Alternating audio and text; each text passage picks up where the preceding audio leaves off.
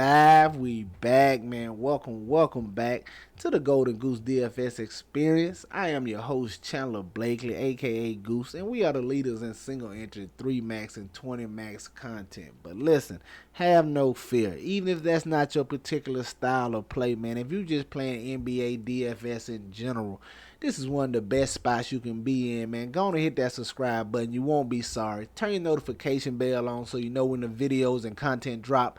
Also, do me one small favor, a small gesture of kindness while you're at it. Hit that like button for your boy, man. It's greatly appreciated. It gets some good karma coming your way. I appreciate you. Thank you for tuning in. Pull up a chair, let's talk about it. Alright, this is my starting 5 series where I go with 5 plays that'll be in my player, more than likely be in my player pool on DraftKings and FanDuel, barring injury news or anything. So we're gonna get right into that for y'all. But before we do, I got my lineup review, going over my best lineups from yesterday's slate. So let's get into it, man. At the top, yesterday's slate, man, it was a rough one on DK. Doubled up on FanDuel, but DraftKings was just rough for me. Very weird night, man. I think this is probably the first time ever in DK I seen this much value, especially at the center and big positions, and all of it failed, man. There was so much value at the bigs, and all of it failed. Ultimately, that was my downfall. I didn't have any center plays outside of those value guys. It was so many value centers and bigs that I thought that was in solid spots that I didn't have any other centers. I had all the value. Sims, Muscala, Richards, Olenek. I got to all of them and they all failed. So it was just a rough night for me. It was not going to get there for me. All my lineups look like this: Muscala, Richards, Sims. Sims, Muscala, Olenek. I was just mixing and matching, and I had so much of Sims and Muscala at the flat men, it was ridiculous. They sunk all my lineups though, but this is my best lineup right here, man. This is the $3 3 max. Came in 187th place. At the top, Luka, 42% on. I knew he was going to be chalky, but like I said, all the value was at the big, so people were going to pay up to the guards. But I was okay getting the Luka in this matchup against Memphis with no Kyrie Irving. I thought it was fine chalk to get to at 42% on. Gave you 63 fantasy points. It was an overall low-scoring night.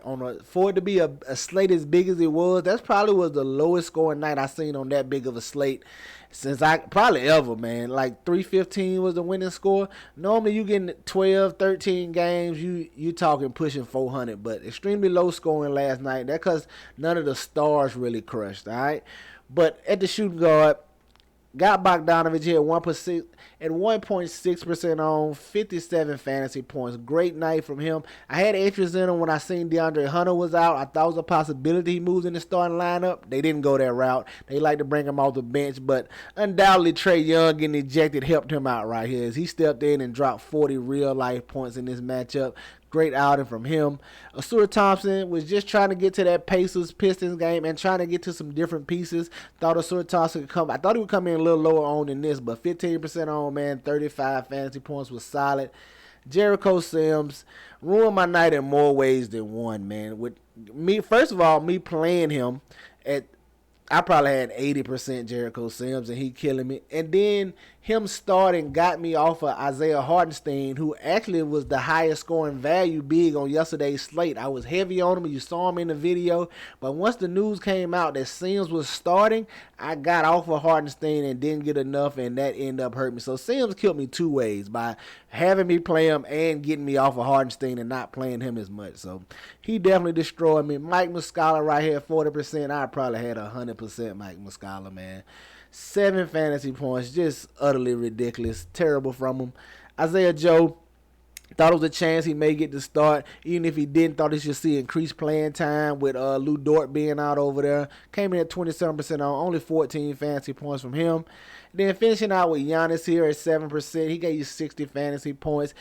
Just trying to get different with my pay-up option. Like I said, I knew the guards like Luka, Tyrese Halliburton. I know people was going to flock to them with the value, with all the value being at the big spot. So try to get different here with Giannis and hope that he could tap into one of those big performances. But only 60 fantasy points for him. But all the studs pretty much scored in the 60 range last night. So it didn't matter which ones you went to.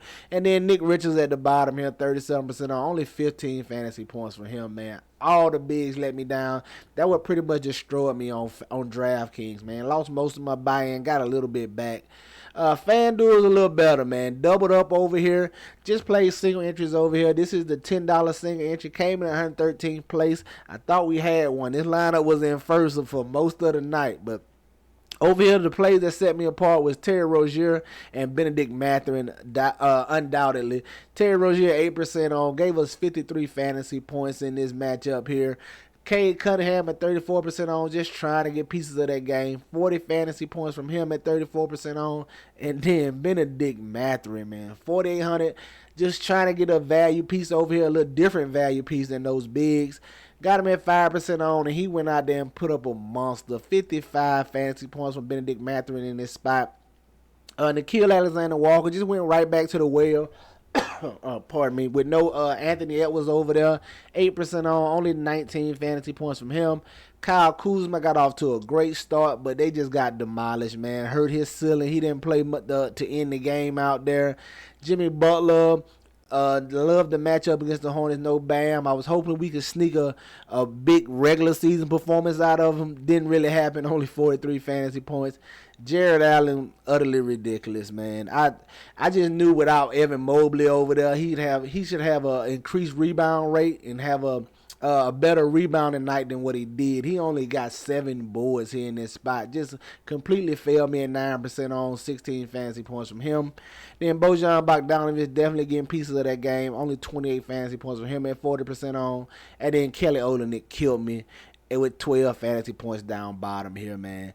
So like I said, doubled up on FanDuel, rough night on DK, but that's neither here nor there. Let's get to today's slate and what you came for. We got a nice appetizing 5-game slate today, man. Starting 5 is going to look pretty similar. I try to get them different for you, but on these small slates, there's only so much you can do. Let's get right into it, though. At the top, point guard, I want to look at Kobe White, 7,200 here. Listen, I know it's the lowest total game on the slate, but Kobe White has been playing extremely well since Zach LaVine has left, man. As you can see here, just look at his game log. I'm not really a game log watcher, but I do like to see for reference and how you've been playing. And he's been on fire, man. 50, 41, 39, 55, 43 fantasy points. Just playing extremely well in the absence of Zach LaVine. So even though it's a lower total over here, I think all the offense is going to fall on him and DeMar DeRozan. And with it being the second night of a back-to-back, DeRozan being a little older, you know what I tell y'all. I like to look at back-to-backs for the older guys. So they could lean a little more to Kobe White here in this spot. I don't mind getting to him at 7,200. Don't let that price scare you. He's been playing well. The way he's been playing, he deserves this price. It's probably going to move up if he continues to play this well. So I like Kobe White at 7,200. Don't let that price tag scare you that much. At the shooting guard, I want to look at Malik Monk, 6,100. Listen, the minutes have just been more solidified than they have been in the past. He's locked into 28 minutes pretty much, maybe even more depending on how close the game is and how's it going. But they definitely going to need his offense and his creative abilities here playing against a tough Clippers defense. I think you can see Monk step in and help carry the load here for these Sacramento Kings. I like getting to him at 6,100. At the small forward, I'm going right back to Dante Exum. They didn't move his price. Second night of a back-to-back. Exum has been playing well in the absence of all these Dallas Mavericks guys. The Mavericks guys are just beat up over here. I like getting to Exum. He has some creation responsibilities without Luka Doncic out there. I'm definitely going to get back to Dante Exum at 5,700. And all these injuries for the Mavericks leads you to my next play, the power forward. We had the potential for an early value spot here. If Derrick Jones is out, we saw him leave the game last night and couldn't finish. And Prosper and Markieff Morris pretty much split the minutes. Now, you could have either or starting here, so definitely pay attention to the starting lineup. And you're going to need that injury news. Because if Derrick Jones is playing, don't worry about it. But if he's out, I think you can see Prosper step into the starting lineup here. Olivia Mack says Prosper should get the start, but they could go Markieff Morris. We're gonna have to keep our eye on it, but I think they lean more towards the rookie because they know what Morris is. We done seen him over the years. Prosper probably get the start to help develop him, but if he doesn't, go to Morris. But I think Prosper's in line to start if Derrick Jones Jr. is out. It's an early value play I got my eye on, all right? And then at the center spot, man, I want to look at Anthony Davis, 9,800.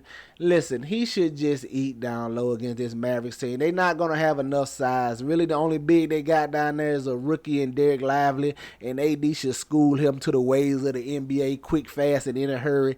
I think he dominates on the glass down there. You can see another big outing for Anthony Davis. I like going to him at 9,800.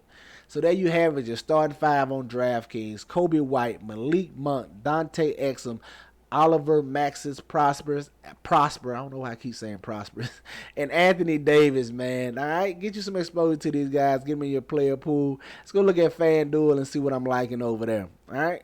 At the top, it's going to stay the same. Dante Exum, he's a little more pricey over here, 6,100, but I'm perfectly fine with it, man. He fills up the stat sheet for you. Assists, rebounds, he good for a block or a steal here, and if he's got the offense going, he can give you a big night. But Dante Exum been playing very well with no Kyrie over here. I like going right back to Dante Exum. At the shooting guard, definitely stand for Malik Monk. Getting them for $500 cheaper over here for FanDuel. Like I said, the minutes have been more solidified this year. I like him here in this spot. They're going to need his offense to help beat these Clippers. Give me some Malik Monk at $5,600 on FanDuel. At the small forward, man, I'm down with the king, man. Give me LeBron James. The small forward position on FanDuel is atrocious today. You hear me? Absolutely atrocious. I don't feel comfortable with nobody in these spots. I'm just paying up for the man, the myth, the legend. Give me LeBron James at 10-1. I don't got to say much about him, man. He's still getting it done in year 21. All right? At the power forward, the same thing, man. Oliver Maxis Prosper. Expecting him to be in the starting lineup, like I said, if Derrick Jones Jr. is out. But if they go Markieff Morris, slide him in as well. This is an early value piece alert. It's going to be news. We might get some better value open up throughout the day. But if we don't, Oliver Maxis Prosper is going to be high on my list. He's probably going to be high on my list regardless if Derrick Jones Jr. is out. But like him for an early value piece. And then at the center spot, I want to look at Ivica Zubac, 6,800.